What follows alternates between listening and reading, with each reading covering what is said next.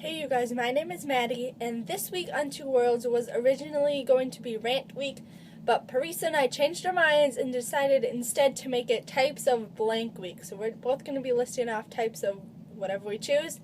I decided to do types of books, but instead of I'm not going to do genres of books like nonfiction and historical fiction and that kind of stuff. It's going to be more like how people react to books and how people, why people read books. And sounds kind of confusing, but you'll catch on as we go, so let's just get started. Okay, so the first type of book that I wanted to talk about was the books that you read purely to get to the end. Now, this can happen for one of two reasons. Either someone gives it to you, like a teacher or a friend, and you feel the need to read it because either you have to take a test on it or you just don't want your friend to get offended. So you just try to read as fast as possible because it's boring and you don't like it and you just want to finish it. Or it's because you get so attached to the plot line and the characters that you just want to know what's going to happen to them. You can't wait another minute. So you just tear through it and get all the way to the end only to realize that you missed half of the important things that happened because you weren't paying attention because you were just skimming over trying to get to the end.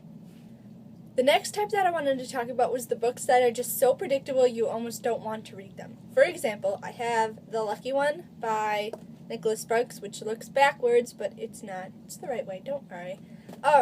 But anyway, this book, so predictable, and I read it anyways because it's pretty good, but obviously in all Nicholas Sparks books, you know exactly what's going to happen.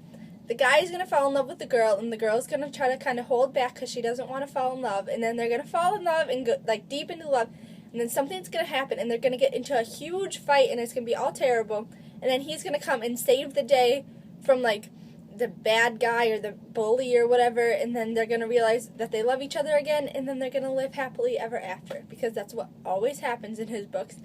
And even though the plot line changes a little bit and the characters change a little bit, and they're still pretty good stories, but it's just so predictable that sometimes it's just too much. And then there are those types of books that seem to just slowly get better the more times you read them. And I don't know if this is just me because I know most people don't actually reread books.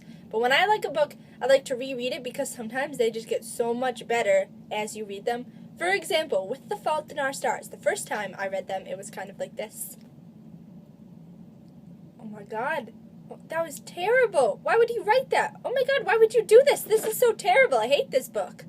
And then the second time I read it, I got about halfway, and this happened. Oh my god, don't fall in love. No, don't do it, he's gonna die. Oh my god, don't do it, Hazel. The third time, I opened up the book at the first sentence and was bawling.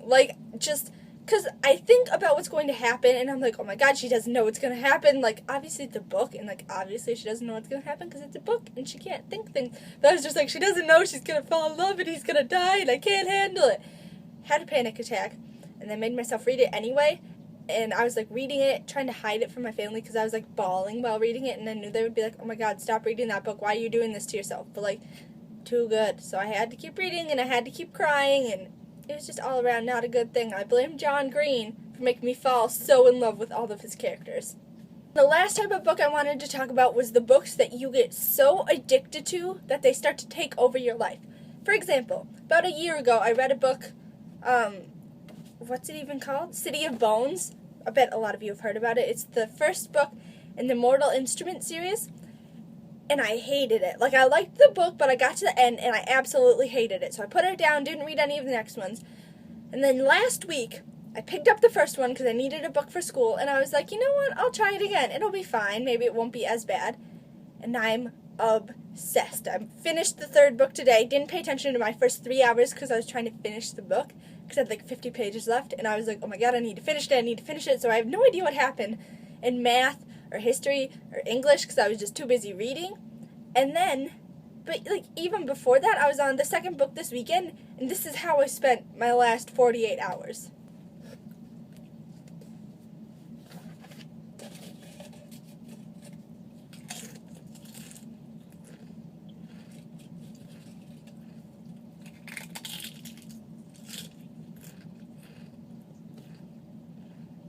And I would just sit there and I would eat and I would read this book until my dad would yell at me and make me come upstairs and be social.